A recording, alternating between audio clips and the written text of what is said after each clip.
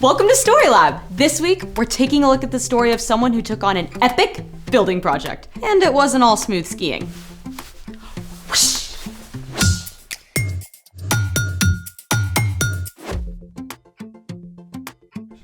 Hey, I'm Carter. And I'm Skylar. We're talking about the way God created us to work with others. And the things we can do better together. Like help your friends dress appropriately. It's 67 degrees outside. Right? You know, a t-shirt, jeans, maybe even shorts. I'm dressed aspirationally. An aspiration is a strong desire to achieve something great. It's March, and we have not gotten a single snow flurry this year. I'm aspiring to a snowstorm. I don't think it works that way. Thinking snowy thoughts, thinking snowy thoughts, thinking snowy thoughts. Did it work? I don't need to look outside to say no. Worst winter ever. We can't make snow for us, but maybe we could create a snowy world for mini us. Guess Mini-Me is gonna need a snowsuit. Let's make it.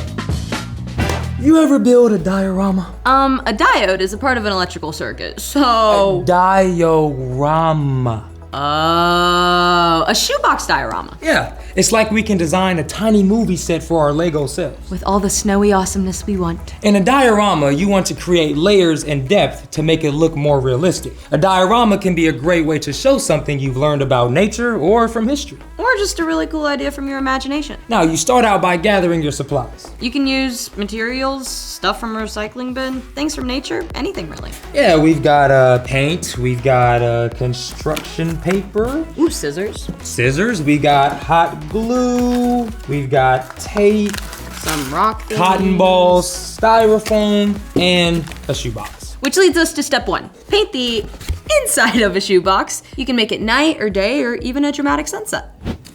All right, first, Skylar, let's get some tissue paper on here. That sound good?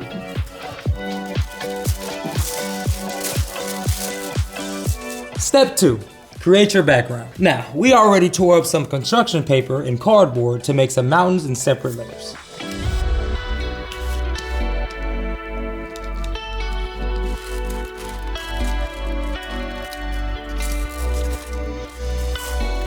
Make sure you have a grown-up to help when you're using a hot glue gun.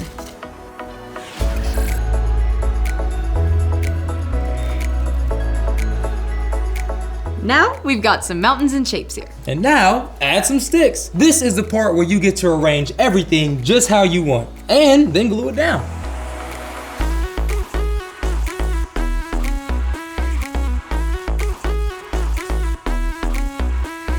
And then maybe we could put some hot glue down there and then we can add some rocks and stuff.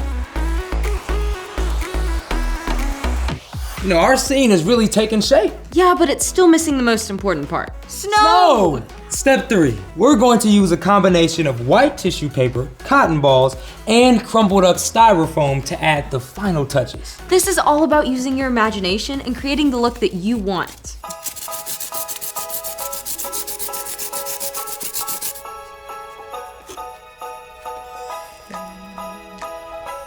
All right, are we ready?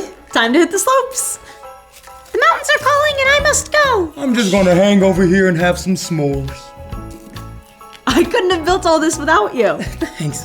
Hey, speaking of building, it's time for... The story before the story. Today, we're in the book of Nehemiah. In the beginning, God created a beautiful, perfect world, including us. But when people turned away, God had a plan to restore us to relationship. God chose one man, Abraham, and promised to bless the whole world through his family. Sometimes that family, the Israelites, listened to God. But over and over, they broke their promises. At last, the people were captured and taken to a foreign land. But after 70 years, a new king allowed some of the people to return to their home Judah and the capital city of Jerusalem. There, the people rebuilt God's temple, But the city wall was still broken down, leaving the people open to enemy attack. which is where our story starts. Take it away. Hey everyone, I'm Brian. While some of God's people had returned to Jerusalem, an Israelite named Nehemiah still lived in Persia and served as King Artaxerxes' drink taster. When Nehemiah heard from his brother that the wall of Jerusalem was broken down, he was so upset that he wept. For days Nehemiah ate nothing and cried out to God. Lord, You are the God of heaven.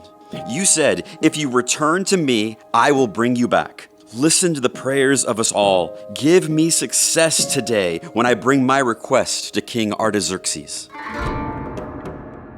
After talking with God, Nehemiah made a bold move. He went directly to the king. Why are you looking so sad? The city of my people has been destroyed. Fire has burned up its gates. What do you want? If it pleases you, send me to Judah. Let me go to the city of Jerusalem. I want to rebuild it. That request took some guts, but the king agreed to Nehemiah's request and even offered to send soldiers along for protection and supplies for rebuilding. The journey was nearly 1,000 miles and likely took months of travel, but at last, Nehemiah and the men with him arrived in Jerusalem. After surveying the full damage to the walls, Nehemiah gathered together the priests and officials and all the people. You can see the trouble we're in. Let's rebuild the wall. Our gracious God has been helping me. The king has provided what we need. Let's start rebuilding! Huzzah! Yeah! The people were excited and ready to get to work. But some officials from neighboring areas, including Sanballat and Tobiah, were not happy to hear the news. What do you think you're doing? Are you turning against the king? The God of heaven will give us success. The job facing Nehemiah and the Israelites was huge. The wall needed to be high and thick, and there were many gates to be repaired. And to top it off, few of the people, if any, were builders. You priests start here at the sheep gate, and men of Jericho, you take the next section. Each group or family was responsible for one section of the walls or gates, and quickly, that wall began to take shape. Can they make their wall like new? The stones are piled like trash. Yeah, suppose a fox climbs on their wall. That will break it down. Nehemiah heard the mockery and cried out to God. Oh God, please listen to our prayer. Some people hate us. Soon, amazingly, the wall had reached nearly half its height. This enraged Sanballat, Tobiah, and other neighboring groups. They made plans to attack Jerusalem before the wall could be finished. Nehemiah heard about it. Don't be afraid of your enemies. Remember the Lord. He is great and powerful. I want half of you to work and half of you to stand guard. But we're so spread out. What if there's an attack? When you hear the sound of the trumpet, join us there. Our God will fight for us. Encouraged, the people returned to work, tools in hand, weapons at their sides. They lifted heavy stones and beams from the first light of sunrise until the stars came out at night. Sanballat and Tobiah tried even more tricks, but Nehemiah refused to be distracted. And somehow, impossibly, Nehemiah and the Israelites finished the entire wall in 52 days. They later celebrated together after reading aloud God's law. This day is set apart to honor the Lord your God. Go and enjoy good food. The joy of the Lord makes you strong.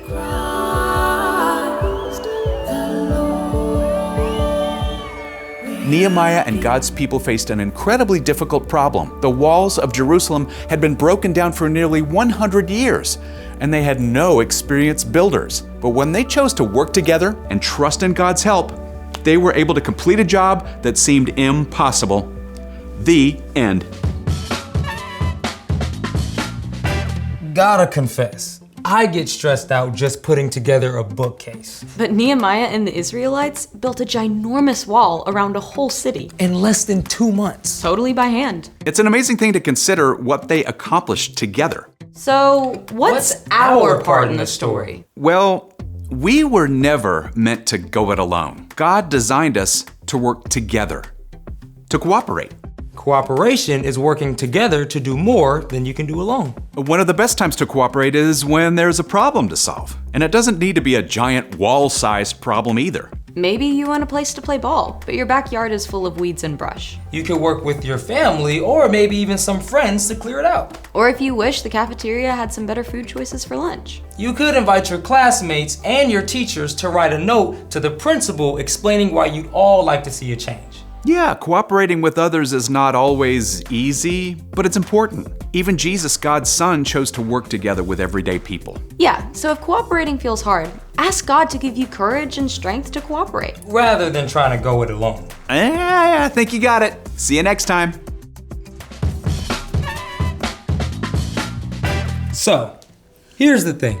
Work together to solve problems. Who knows? You just might build something amazing. Only missing one thing. What's that? Snowball fight!